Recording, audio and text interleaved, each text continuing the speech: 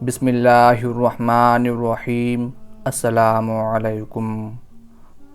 امیر المومنین، کیا آپ نے مجھے پہچانا؟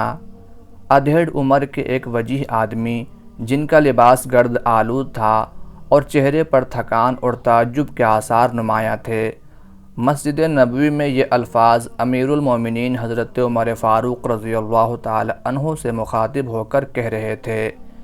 یہ فاروق اعظم رضی اللہ تعالی عنہ کی خلافت کا ابتدائی زمانہ تھا۔ خلافت کے بارے گراں نے آپ کو اس قدر خاموش اور سنجیدہ مزاج بنا دیا تھا کہ ملاقات کے لیے آنے والوں کو ان کے رویے پر سرد مہری کا گمان ہوتا تھا۔ امیر المومنین نے ان صاحب سے رسمی انداز میں مصافحہ کیا تو انہیں شک گزرا کہ حضرت عمر فاروق رضی اللہ تعالی عنہ نے انہیں پہچانا ہی نہیں، لیکن جوں ہی ان کی زبان سے استفہامیہ لہجے میں یہ الفاظ ادا ہوئے، فاروق اعظم رضی اللہ تعالی عنہ نے ان پر شفقت بھری ایک بھرپور نگاہ ڈالی اور بڑے گمبھیر انداز میں یوں گویا ہوئے، ہاں ہاں، اللہ کی قسم، خوب پہچانتا ہوں۔ تمہیں اللہ تعالیٰ نے حسن معرفت سے مشرف کیا، واللہ تم اس وقت ایمان لائے جب بہت سے لوگ کفر و شرک کی ظلمتوں میں بھٹک رہے تھے۔ تم نے اس وقت حق کا اقرار کیا جب لوگ انکار کر رہے تھے۔ تم نے اس وقت وفا کی جب لوگ بدعہدی کر رہے تھے۔ تم اس وقت آگے بڑھے جب لوگ پیچھے ہٹ رہے تھے۔ سب سے پہلا صدقہ جس نے رسول اللہ صلی اللہ علیہ وآلہ وسلم اور آپ کے اصحاب کے چہروں کو بشاش کیا، تمہارے ہی قبیلہ طے کا تو تھا۔ امیر المومنین اتنا ہی کہہ پائے تھے کہ نووارد ملاقاتی بے اختیار پکار اٹھا، بس اے امیر المومنین، بس میرے لیے یہی کافی ہے۔ فاروق اعظم رضی اللہ تعالی عنہ کے یہ ملاقاتی حضرت عدی رضی اللہ تعالی عنہ تھے۔ حضرت عدی اس نامور باپ کے فرزند تھے جس کی سخاوت، شجاعت، مروت اور مہمان نوازی کی ظہور اسلام سے کچھ عرصہ پہلے ساری دنیائے عرب میں دھوم مچی ہوئی تھی۔ ہماری مراد حاتم تائی سے ہے۔ حضرت عدی رضی اللہ تعالی عنہ کا قبیلہ طے مدتوں سے یمن میں آباد تھا اور وہاں کے سربر آوردہ قبیلوں میں شمار ہوتا تھا۔ اس قبیلہ نے ایک عرصہ سے دین عیسوی قبول کر لیا تھا اور عیسائیوں کے رکوی فرقہ میں شامل ہو گیا تھا۔ حاتم تائی اس قبیلہ کا سردار تھا۔ حضرت عدی رضی اللہ تعالی عنہ نے ہوش سنبھالا تو عمارت و سطوت اور جاہ و حشمت کو اپنے گھر کی کنیز پایا۔ رسول اکرم صلی اللہ علیہ وآلہ وسلم کی بعثت سے چند سال پہلے جب حاتم تائی نے وفات پائی تو قبیلہ طے کی سیادت کا تاج دستور کے مطابق حضرت عدی کے سر پر رکھا گیا اور ظہور اسلام کے وقت وہی بنو طے کے سردار اور حکمران تھے۔ جب اسلام کی فتوحات کا سیلاب عرب میں ہر طرف پھیلنے لگا تو عدی نے اپنے اقتدار کا سنگھاسن ڈولتا ہوا محسوس کیا۔ وہ سمجھ گئے کہ اس سیلاب کو روکنا ان کے بس کی بات نہیں، لیکن حکومت کا نشہ آسانی سے نہیں اترتا۔ چنانچہ لوائے اسلام تھامنے کے بجائے انہوں نے اس موقع پر جو طریقہ کار اختیار کیا اس کو بعد میں ان الفاظ میں بیان کیا۔ حضرت عدی رضی اللہ تعالی عنہ فرماتے ہیں، رسول اللہ صلی اللہ علیہ وآلہ وسلم کی ہجرت مدینہ کے بعد ہر طرف سے لوگ دائرۂ اسلام میں داخل ہونے لگے، مگر مجھے اپنے دین کی صداقت کا پورا یقین تھا۔ ادھر رسول اللہ صلی اللہ علیہ وآلہ وسلم کی فتوحات کا دائرہ روز بروز وسیع ہونے لگا۔ اب میرے دل میں اپنی حکومت اور دین دونوں کے بارے میں خطرہ پیدا ہوا۔ اسی زمانے میں ایک دن کسی شخص نے مدینہ سے آ کر مجھے بتایا کہ محمد صلی اللہ علیہ وآلہ وسلم نے میرے بارے میں یہ پیشین گوئی کی ہے کہ کسی دن سردار طے عدی کا ہاتھ میرے ہاتھ میں ہوگا۔ میں یہ سن کر دہشت زدہ ہو گیا اور ایک غلام کو حکم دیا کہ وہ ہر وقت سامان سفر تیار رکھے اور جوں ہی اسلامی لشکر کی آمد کی خبر سنے مجھے اطلاع دے۔ ایک دن وہ غلام صبح سویرے میرے پاس دوڑتا ہوا آیا اور کہا کہ آقا، محمد صلی اللہ علیہ وآلہ وسلم کا لشکر بڑھتا چلا آ رہا ہے۔ گھوڑوں پر زینیں کسی ہوئی تھیں اور سامان سفر بندھا ہوا تھا۔ میں نے اپنے اہل و عیال کو ساتھ لیا اور سیدھا شام کا رخ کیا، جہاں میری عیسائی برادری آباد تھی۔ وہاں میں نے جوشیہ بستی میں اقامت اختیار کر لی۔ گھر سے روانہ ہوتے وقت جو بھگدڑ مچی، اس میں میری بہن مجھ سے بچھڑ گئی اور اسلامی لشکر کے ہاتھ اسیر ہو گئی۔ یہ واقعہ 9 ہجری میں اس وقت پیش آیا جب رسول اکرم صلی اللہ علیہ وآلہ وسلم نے 50 مجاہدین کا ایک دستہ حضرت علی رضی اللہ تعالی عنہ کی قیادت میں بنو طے کی طرف بھیجا۔ رئیس قبیلہ عدی فرار ہو چکے تھے۔ دوسرے اہل قبیلہ نے معمولی مزاحمت کے بعد ہتھیار ڈال دیے۔ جنگی اسیروں میں صفانہ بنت حاتم بھی تھیں۔ ان سب کو مال غنیمت کے ہمراہ مدینہ پہنچا دیا گیا۔ مدینہ منورہ میں جب بنو طے کے اسیروں کو رسول اکرم صلی اللہ علیہ وآلہ وسلم کی خدمت میں پیش کیا گیا تو صفانہ بنت حاتم نے آگے بڑھ کر عرض کیا، اے صاحب قریش، مجھ بے کس پر رحم کیجئے۔ باپ کا سایہ میرے سر سے اٹھ چکا ہے اور بھائی مجھے بے یار و مددگار چھوڑ کر بھاگ گیا ہے۔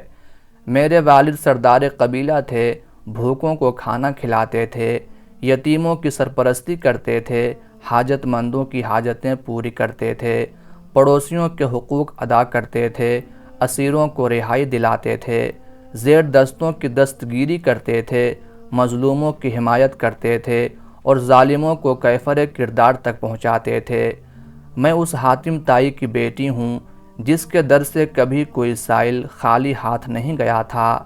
اگر حضور مناسب سمجھیں تو مجھے آزاد کر دیں تاکہ میری وجہ سے عربوں کی قومی روایات پر حرف نہ آئے۔ حضور صلی اللہ علیہ وآلہ وسلم نے صفانہ بنت حاتم کی باتیں سن کر ارشاد فرمایا، اے خاتون، جو صفات تو نے اپنے والد کی بیان کی ہیں یہ تو مسلمانوں سے مخصوص ہیں۔ اگر تیرے والد زندہ ہوتے تو ہم ان سے اچھا سلوک کرتے۔ اس کے بعد آپ صلی اللہ علیہ وآلہ وسلم نے صحابہ کرام سے مخاطب ہو کر فرمایا، اس عورت کو چھوڑ دو، یہ ایک نیک خصلت باپ کی بیٹی ہے۔ کوئی معزز شخص ذلیل ہو جائے اور کوئی مالدار محتاج ہو جائے یا کوئی عالم جاہلوں میں پھنس جائے تو اس کے حال پر ترس کھایا کرو۔ حضور صلی اللہ علیہ وآلہ وسلم کے ارشاد کے مطابق صفانہ بنت حاتم کو رہا کر دیا گیا، لیکن وہ اپنی جگہ پر کھڑی رہیں۔ حضور صلی اللہ علیہ وآلہ وسلم نے پوچھا، کیوں، اب کیا بات ہے؟ صفانہ بنت حاتم نے عرض کیا، اے محمد صلی اللہ علیہ وآلہ وسلم، میں جس باپ کی بیٹی ہوں اس کا یہ دستور نہ تھا کہ قوم مصیبت میں مبتلا ہو اور وہ چین کی نیند سوئے۔ جہاں آپ نے مجھ پر کرم فرمایا ہے وہاں میرے ساتھیوں پر بھی رحم فرمائیے، اللہ آپ کو جزا دے گا۔ حضور نبی رحمت صلی اللہ علیہ وآلہ وسلم صفانہ بنت حاتم کی التجا سے بڑے متاثر ہوئے اور حکم دیا کہ سارے اسیران طے کو رہا کر دیا جائے۔ اس پر صفانہ بنت حاتم کی زبان پر بے اختیار یہ الفاظ جاری ہو گئے، اللہ آپ کی نیکی کو اس شخص تک پہنچائے جو اس کا مستحق ہو، اللہ آپ کو کسی بدکیش اور بدطینت کا محتاج نہ کرے، اور جس فیاض قوم سے کوئی نعمت چھن جائے اسے آپ کے ذریعے سے واپس دلا دے۔ ایک دوسری روایت میں ہے کہ صفانہ بنت حاتم نے جب پہلی مرتبہ حضور صلی اللہ علیہ وآلہ وسلم سے اپنی رہائی کے لیے درخواست کی تو آپ صلی اللہ علیہ وآلہ وسلم نے ان سے پوچھا، تمہارا نگران کون تھا؟ صفانہ بنت حاتم نے جواب دیا، عدی بن حاتم، میں اس کی بہن ہوں۔ حضور صلی اللہ علیہ وآلہ وسلم نے فرمایا، وہی عدی جس نے اللہ اور رسول سے فرار اختیار کیا۔ صفانہ بنت حاتم نے اس بات میں جواب دیا تو حضور صلی اللہ علیہ وآلہ وسلم کوئی فیصلہ کیے بغیر تشریف لے گئے۔ دوسرے دن بھی حضور صلی اللہ علیہ وآلہ وسلم اور صفانہ بنت حاتم کے درمیان ایسا ہی مکالمہ ہوا، لیکن حضور صلی اللہ علیہ وآلہ وسلم نے کوئی فیصلہ صادر نہ فرمایا۔ تیسرے دن صفانہ نے پھر وہی درخواست کی۔ اس مرتبہ حضرت علی رضی اللہ تعالی عنہ نے بھی ان کی سفارش کی۔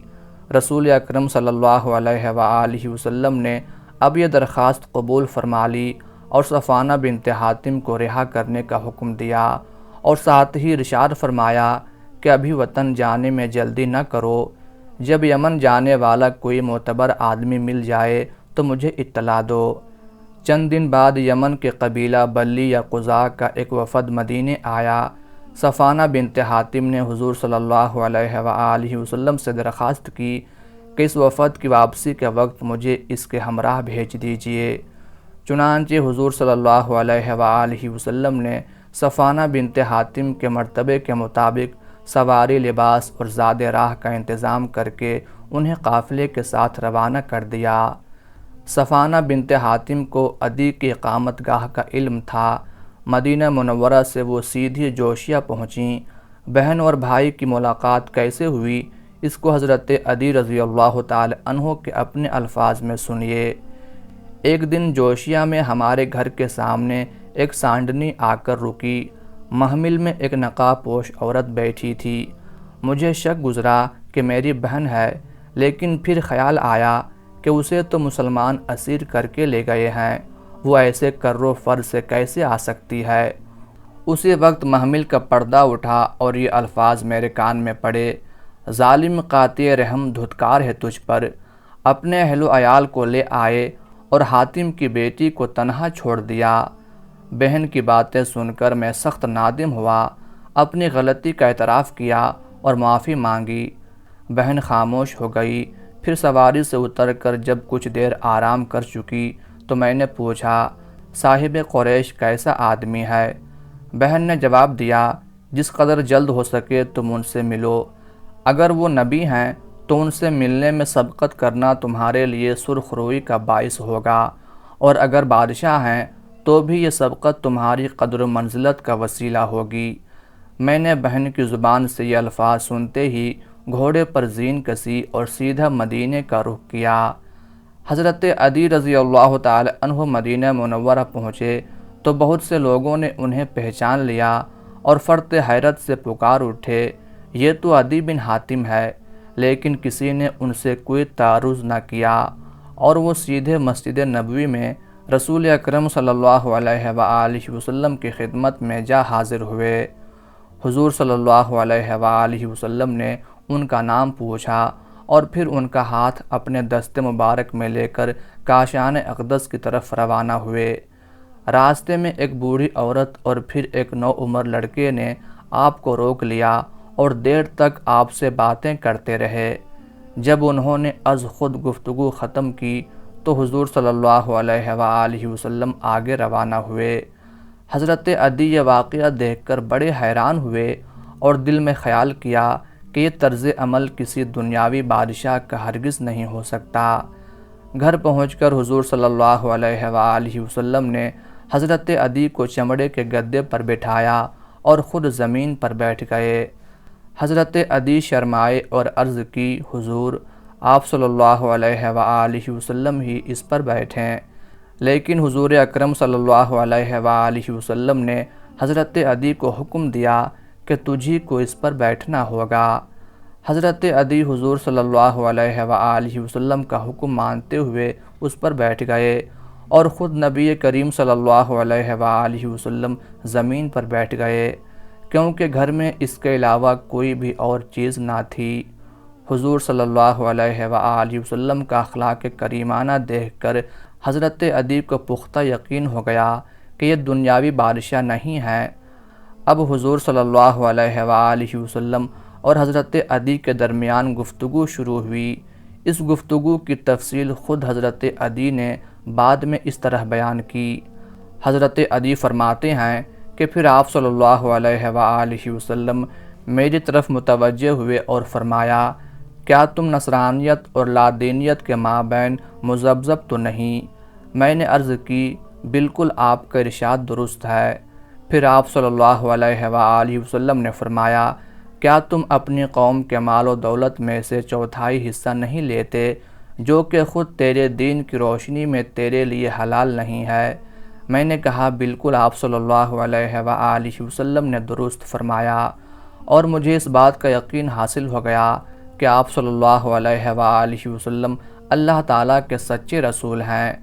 پھر آپ صلی اللہ علیہ وآلہ وسلم مجھ سے مخاطب ہوئے اور ارشاد فرمایا: عدی، شاید تجھے دین اسلام قبول کرنے سے مسلمانوں کی موجودہ حالت زار اور غربت و مفلسی روک رہی ہو۔ اللہ کی قسم، ان قریب ایک دن ایسا آئے گا کہ مسلمانوں میں مال اتنا وافر ہو جائے گا کہ کوئی شخص تمہیں صدقہ قبول کرنے والا نہیں ملے گا۔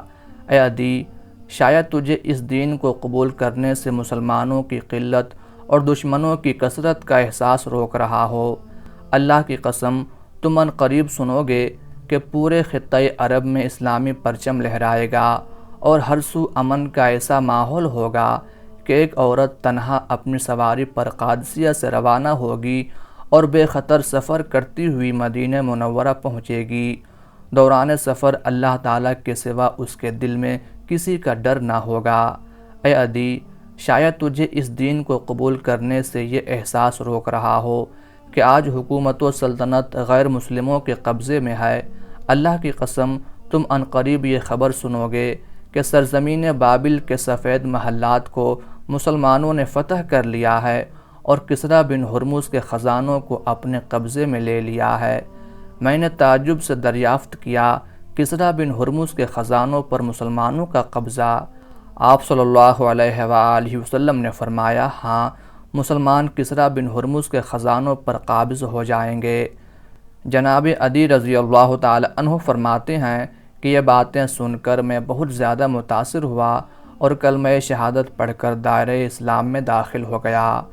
حضرت عدی رضی اللہ تعالی عنہ نے طویل عمر پائی۔ آپ اکثر فرمایا کرتے تھے کہ 2 نشانیاں تو پوری ہو چکی ہیں، تیسری ابھی باقی ہے۔ اللہ کی قسم، وہ بھی پوری ہو کر رہے گی۔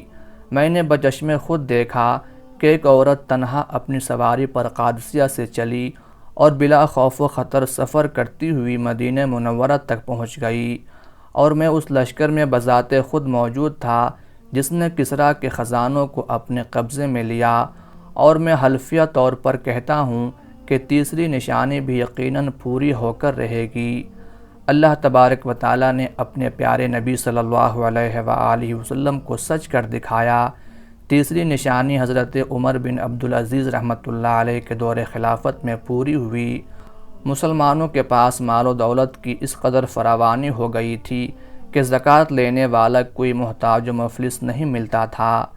بلا شبہ رسول اقدس صلی اللہ علیہ وآلہ وسلم نے سچ فرمایا، اور حضرت عدی بن حاتم طائی رضی اللہ تعالی عنہ کی قسم بھی پوری ہو گئی۔